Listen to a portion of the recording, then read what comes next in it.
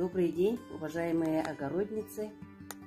Сегодня я хочу поделиться маленьким опытом, который, я думаю, пригодится для молодых хозяек, которые только начинают заниматься выращиванием овощей на своих участках. Для рассады я вот купила грунт для овощей и цветов. Обычно вот такие я покупаю.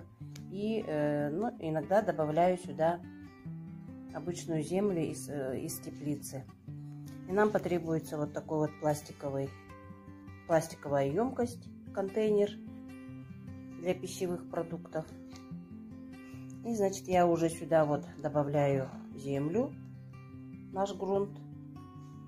После чего, значит, я высеяла уже свои семена. Как вы видите, да, это, вот цветы я посеяла. Калибрахау, конечно, это уже я опоздала, но тем не менее я их решила в этом году посадить. Ну и баклажаны, острый перец посадила и вот сладкий перец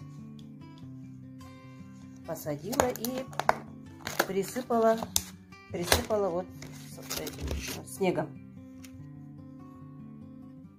для того, чтобы наша земля пропиталась микроэлементами, да? Значит, я уже посадила сладкие перцы, не совсем дружно взошли в этом году почему-то, в таблетках. Таблетки сейчас очень удобно.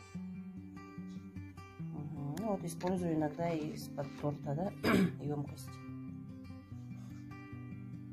В этом году, значит, я решила посадить еще такие помидорчики, черри, лямурж, интересные помидоры, черная богиня, бабушкина, прелесть розы.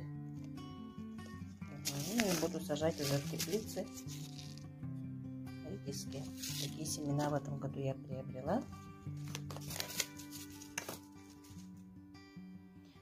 Вот. Также рассаду можно проливать гуматом, да. Я купила вот вертеру с микроэлементами. Очень даже, оказывается, здесь очень много гумата. Я думаю, хватит мне на этот сезон. Мне этого гумата достаточно много. Сейчас в магазинах продается вот такая лампа, специальная для рассады. Я ее подвязала на такую стоечку, которую я заказала сварщиком. И вся моя рассада находится под этой лампой круглые сутки практически. Всем огородницам желаю дружных всходов. Всех женщин поздравляю с наступающим 8 марта.